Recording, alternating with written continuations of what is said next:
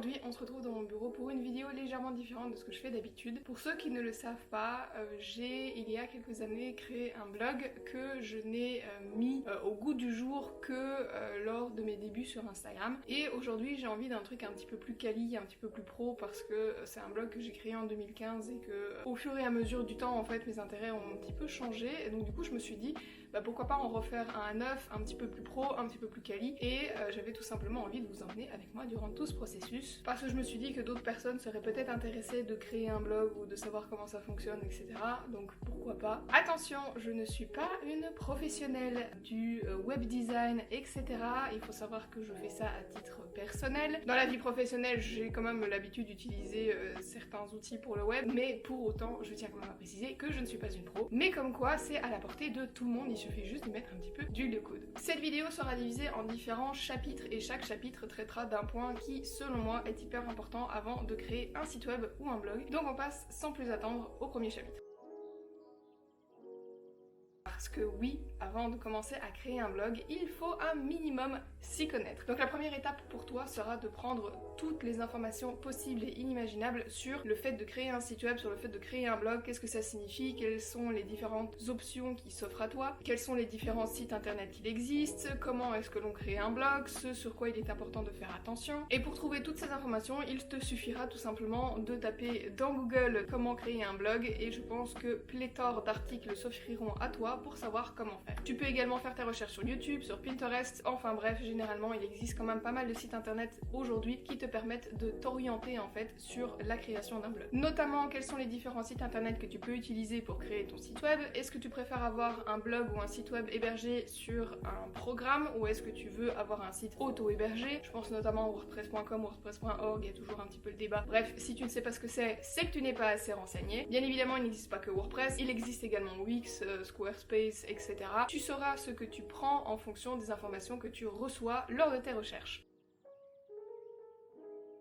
Chapitre suivant, le concept. Tu peux pas créer un blog sans avoir un minimum de concept dans la tête, parce qu'en fonction de ce concept, ça influera sur le nom, sur le style et sur ce que tu vas publier. Je te conseille de prendre une feuille de papier et de faire un petit brainstorming de toutes les informations que tu souhaites partager sur ton site web ou sur ton blog. Ça ne concerne pas uniquement ce que tu auras comme contenu, mais également de comment tu souhaites disposer l'information, comment est-ce que tu souhaites agencer ton site internet, quel style tu souhaites adopter, etc., etc. Donc on choisit le thème du blog. En ce qui me concerne, c'est le voyage et c'est toujours mieux également de se prendre une niche. Qu'est-ce que c'est qu'une niche? C'est tout simplement un sous-sujet sur lequel tu vas majoritairement parler, qui va te permettre en fait de te catégoriser dans une case un petit peu plus petite, qui te permettra notamment d'attirer peut-être un petit peu plus de trafic. Je prends par exemple le voyage, mais créer un blog voyage, il y en a des milliers, donc du coup avoir une niche te permet en fait de te donner une image précise, par exemple voyage solo ou backpack solo ou alors voyage en famille. Bref, ça peut être plein de choses différentes, mais c'est le petit truc qui va te différencier d'un blog voyage traditionnel. Moi mon thème sera principalement le voyage et ma niche, si on peut vraiment appeler ça une niche, sera l'expatriation.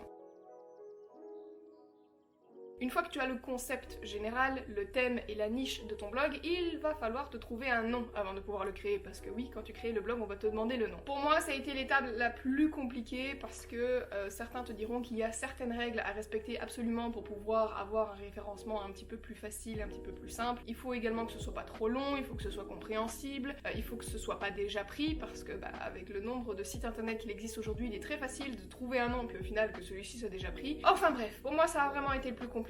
Mon ancien blog s'appelle Dare to Live Abroad, ce qui signifie oser vivre à l'étranger. Je l'ai créé lors de ma première expatriation, donc pour moi ça faisait vraiment sens en fait de parler d'un blog 100% expatriation. Aujourd'hui c'est plus vraiment ce dont j'ai envie, donc du coup j'ai envie de changer de nom tout simplement. Ça a été un petit peu compliqué, j'ai essayé de trouver un nom qui mêle et le voyage et l'expatriation parce que je compte toujours parler des deux. Donc j'ai tout simplement pris un papier, tapé sur le papier tous les mots, tous les synonymes de voyage, tous les synonymes d'expatriation pour pouvoir voir ce que je pouvais en fait tout simplement créer à partir de ces mots. Il en est ressorti 3 noms. Le premier était en itinérance, je trouvais ça sympa parce que c'est genre l'expatriation, le voyage, tout ça. Puis mon nom était là, non pas du tout, c'est ce qui s'affiche sur ton téléphone quand t'as pas de réseau, donc on va pas prendre ce nom.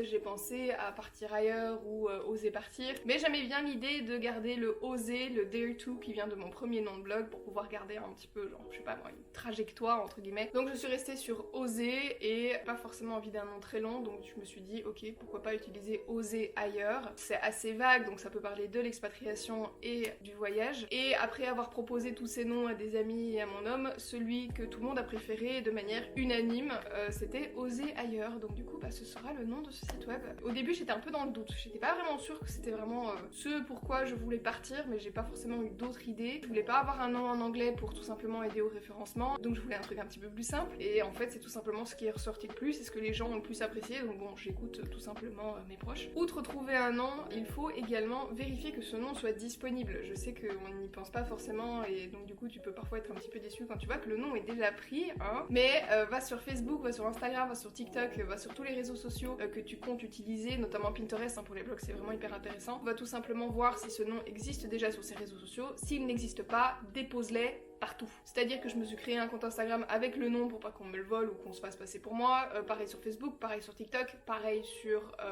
Pinterest et pareil sur YouTube pour être sûr que personne ne prend ce nom et possiblement également essaye de se faire passer pour toi, ce qui serait assez pénible.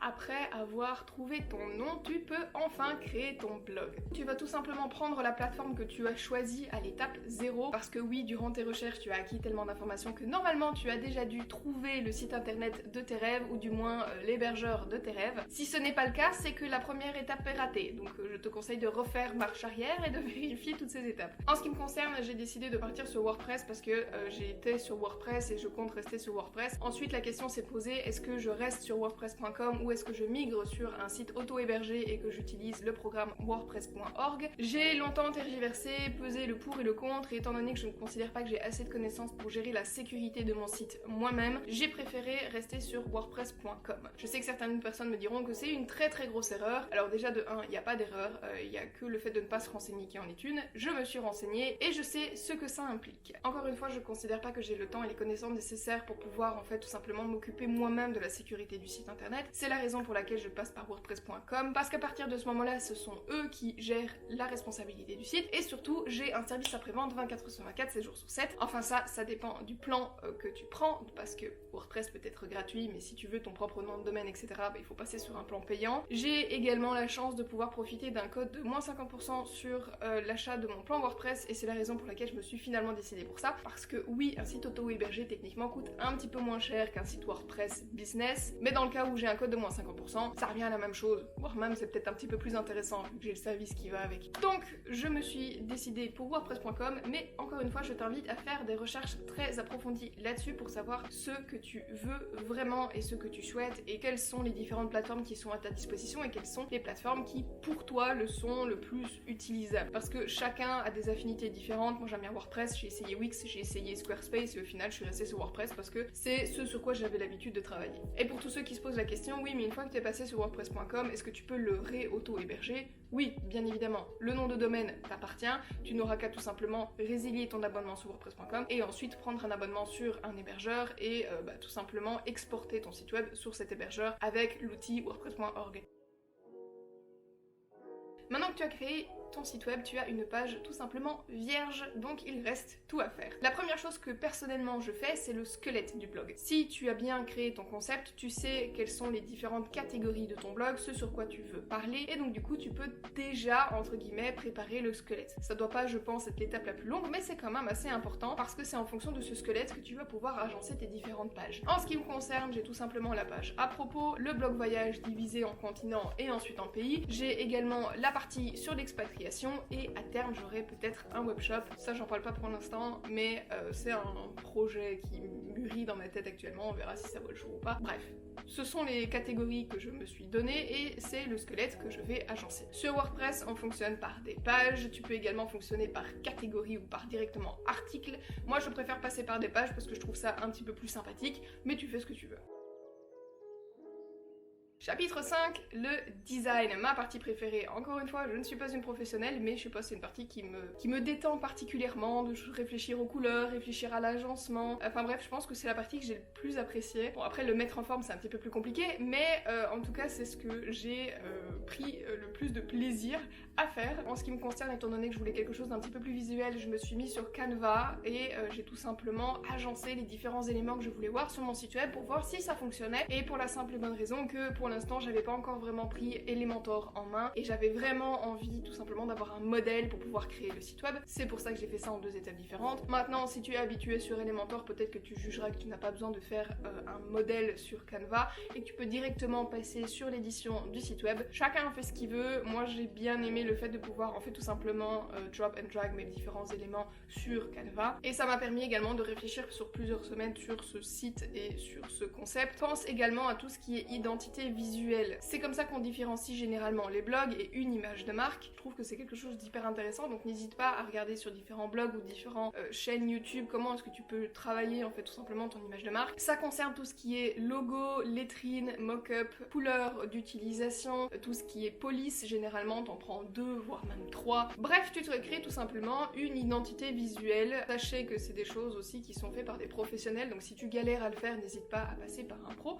Ça coûte un petit peu d'argent mais ça fait toute la différence. Par exemple, si tu prends le site de Bruno Maltor, tu peux voir qu'il a une identité visuelle très marquée. Il a son logo, son type de police, il a également ses couleurs qui sont le jaune et l'olive. Enfin bref, tu l'auras compris, c'est tout ce qui fait sa marque et tout ce qui fait son image. T'es pas obligé de le travailler bien évidemment, mais je trouve que c'est dommage de faire un site web et de passer autant de temps sur sa conception si au final tu ne fais pas quelque chose qui te ressemble, qui te plaît et qui se différencie un petit peu du reste. Une fois que le design des pages est créé, il est intéressant de combler ces pages avec du texte, bien évidemment. Et donc là, chapitre 6, on va passer à tout ce qui est écriture des landing pages, ou landing pages, techniquement si c'est au pluriel. Merci Marine pour ce cours d'anglais vraiment formidable. Je vais tout simplement travailler le contenu, donc le texte, ce qui aide également au référencement et ce qui est important de travailler. C'est un peu plus de la tchatch et je commence tout simplement à agencer tout ça, faire en sorte que tout passe bien. Je fais également attention à ce que le format sur ordinateur, sur tablette et sur smartphone soit lisible, parce qu'en fonction de l'agencement que tu as, parfois tu te rends compte que quand tu passes sur smartphone, c'est plus du tout lisible. Donc fais attention également à ce genre de choses. Et une fois que mes landing pages sont faites, je vais pouvoir passer vraiment au contenu du blog. En ce qui me concerne, je trouve ça un petit peu dommage de lancer un blog et de ne pas avoir de contenu déjà disponible dessus, donc de ne pas avoir d'articles ou de produits. Et c'est la raison pour laquelle je vous invite tous à au moins avoir quelques articles, parce que si vous faites de la pub sur votre blog, si vous créez un blog, c'est quand même pour avoir de la visite. Et si vous avez des gens qui viennent voir votre blog et qu'il n'y a rien dessus, ils ne voudront pas forcément revenir. Le but est tout simplement de montrer ce que vous êtes capable de faire, quel est votre style d'écriture par exemple, et tout simplement d'attirer possiblement la clientèle ou encore les visiteurs. Ensuite, je me suis également préparé des articles d'avance. Pourquoi ? Parce que, en fait, dans la vie, il peut se passer plein de trucs qui font que tu n'as pas le temps d'écrire, et pour pouvoir avoir un site bien référencé, c'est toujours mieux de pouvoir publier fréquemment dessus. Au final, écrire un site web, c'est pas aussi simple que ce qu'on le pense, et c'est pas aussi rapide que ce qu'on le pense. Donc du coup, je t'invite vraiment à avoir quelques articles d'avance, au moins 5, je dirais, si tu veux publier une fois par semaine. Si tu comptes publier plus d'une fois par semaine, peut-être 10, voire 15. Pour la simple et bonne raison que ça me laisse un petit peu de jeu, en fait, pour pouvoir travailler sur le site, travailler sur des articles et travailler également sur mes autres réseaux sociaux, parce que tu l'auras compris, je suis également sur YouTube. Après avoir écrit tes articles, il est intéressant de se poser la question du référencement. Le but d'un site web, c'est quand même d'être consulté, d'avoir des visiteurs, et pour ça, il faut faire attention au référencement. Le référencement va te permettre d'être tout simplement affiché lors des recherches Google. C'est donc important de faire ça vraiment avec attention, parce que sinon, ton site n'aura aucune visibilité. Bon, il y a d'autres manières d'attirer de la visibilité sur ton site internet, comme par exemple Pinterest ou encore les réseaux sociaux, mais ce serait quand même dommage de ne pas compter sur le moteur de recherche le plus puissant de cette planète, qui est Google. Pour ça, j'ai installé le plugin Yoast SEO qui me permet tout simplement de vérifier le référencement ou le Search Engine Optimization de mon site internet. Ça va tout simplement t'afficher une petite pastille verte, orange ou rouge en fonction du référencement du site. En ce qui me concerne, j'essaye toujours d'avoir tout vert, c'est pas toujours possible. Il faut savoir aussi que cette application n'est pas 100% fiable dans le sens où elle ne repère pas par exemple la conjugaison des mots ou encore le fait que ton mot passe du singulier au pluriel, donc parfois elle te dit non, le terme n'est pas assez fréquent dans ton article ou dans le corps de ton article, alors qu'en fait si, c'est juste qu'il est utilisé par exemple au singulier au lieu du pluriel. Donc il faut quand même rester à un minimum réaliste sur les limites de ce plugin, mais ça te donne quand même déjà une belle idée de si ton référencement est bon ou non. Et sache que notamment le plugin Yoast SEO sera là pour t'aider à choisir tes titres correctement, à choisir le corps de ton texte, à écrire également tes articles. Ils te diront si les phrases sont trop longues, si les phrases sont trop à la voix passive. Enfin bref, c'est quand même un outil assez sympathique, mais n'oublie pas de te renseigner là-dessus.